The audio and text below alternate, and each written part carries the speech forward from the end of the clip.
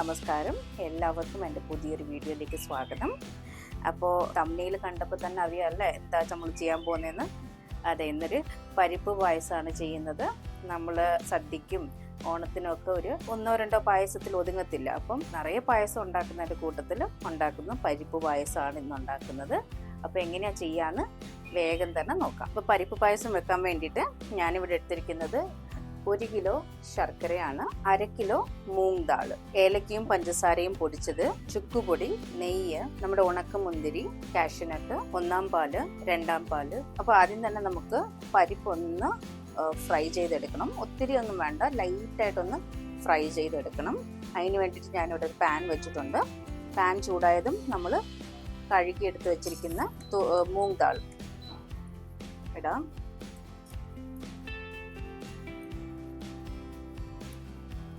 ഒത്തിരി മൂപ്പ് കൂടാൻ പാടില്ല. മൂപ്പ് കൂടിയാൽ വേഗം വെന്ത് കിട്ടത്തില്ല, ഇങ്ങനെ തരിതരിയായിട്ട് കിടക്കും. നമുക്ക് കുറച്ച് നല്ലോണം ഉടഞ്ഞ് കിട്ടണം. അപ്പോൾ അതിൻ്റെ പാകത്തിൽ ലൈറ്റായിട്ടൊന്ന് ഫ്രൈ ചെയ്തെടുക്കാം.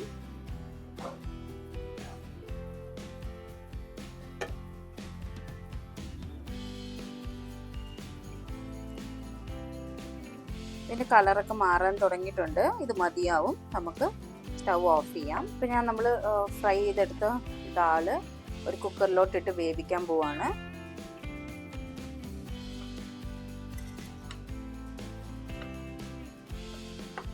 കുറച്ച് വെള്ളം ഒഴിക്കാം. ഇതൊരു 5 വിസിൽ വരുന്നവരെ നമുക്ക് വെക്കാം.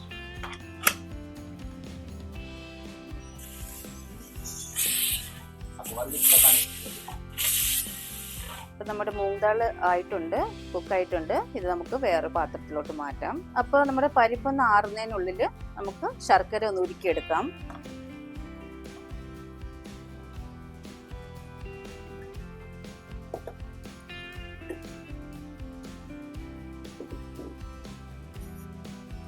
കുറച്ച് വെള്ളം ഒഴിക്കാം.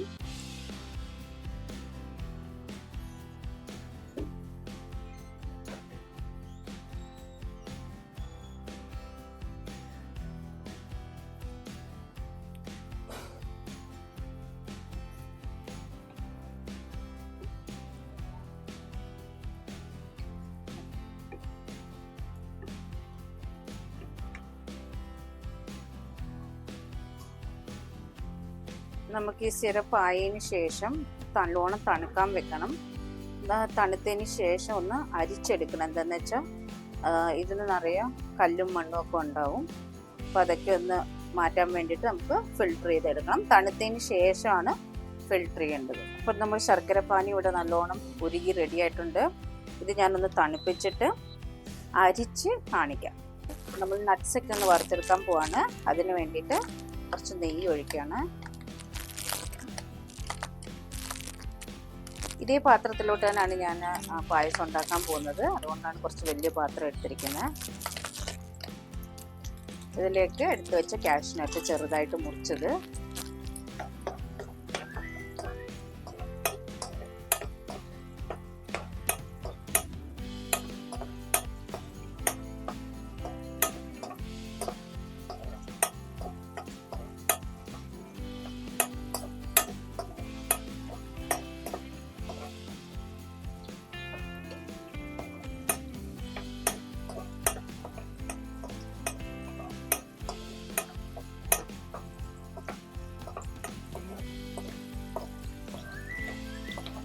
സൈഡിലോട്ട് നമ്മൾ ഡ്രൈ ഗ്രേപ്സ് ഇടാണ്.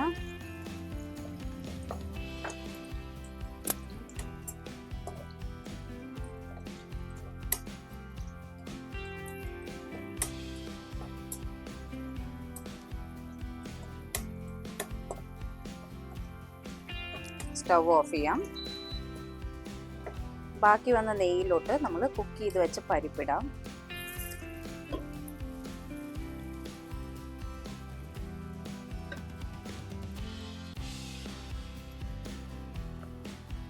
ഇതിലേക്ക് നമ്മൾ എടുത്തു വച്ചിരിക്കുന്ന 1-ാം പാലിടാണ്.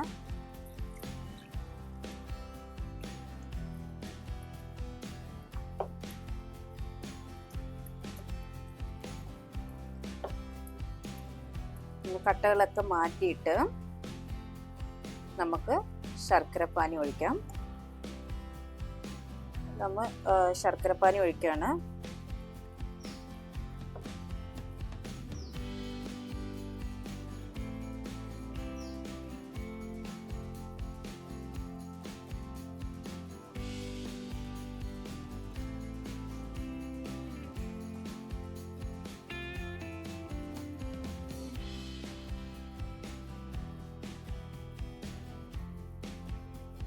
ഇതിലേക്ക് നമ്മൾ പൊടിച്ചു വെച്ച പഞ്ചസാരയും ഏലക്കയും കൂടി ഇടണം.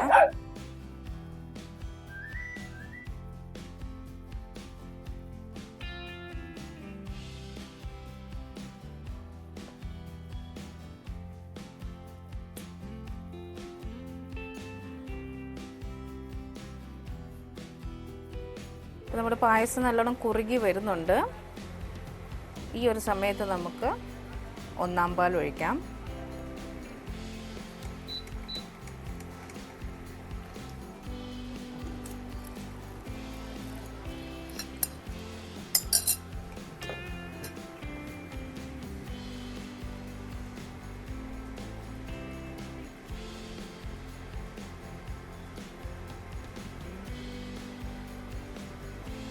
ഇപ്പോൾ കാണുമ്പോൾ കുറച്ച് വെള്ളമായിട്ട് തോന്നും, പക്ഷേ ഇത് തണുക്കുമ്പോൾ ഇത് ഇനിയും കുറച്ചുകൂടെ കട്ടിയാവും.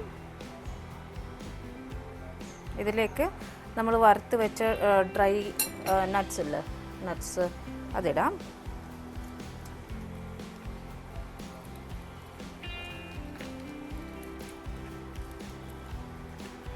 നമ്മുടെ പരിപ്പ് പായസം ഇവിടെ റെഡി ആയിട്ടുണ്ട്. നമുക്ക് ഇതൊന്ന് വേറൊരു പാത്രത്തിലേക്ക് മാറ്റാം, എന്നിട്ട് ഞാൻ കാണിക്കാം. അപ്പോൾ നമ്മുടെ പരിപ്പ് പായസം ഇവിടെ റെഡി ആയിട്ടുണ്ട്. നല്ല ടേസ്റ്റാണ്. നിങ്ങൾക്ക് വേണമെങ്കിൽ ഇനിയും കുറച്ചുകൂടെ ഒന്ന് തിക്കാക്കണമെങ്കിൽ തേങ്ങാപ്പാലിൽ കുറച്ച് വെള്ളം കുറച്ച് ഒഴിച്ച് പാലുണ്ടാക്കിയാൽ മതി. അപ്പം ഇതൊരു കല്യാണ പായസത്തിൻ്റെ പോലൊക്കെ തന്നെ. അപ്പോൾ എല്ലാവർക്കും ഇഷ്ടപ്പെടുമെന്ന് വിചാരിക്കുന്നു. അടുത്ത വീഡിയോയിലൂടെ കാണാം.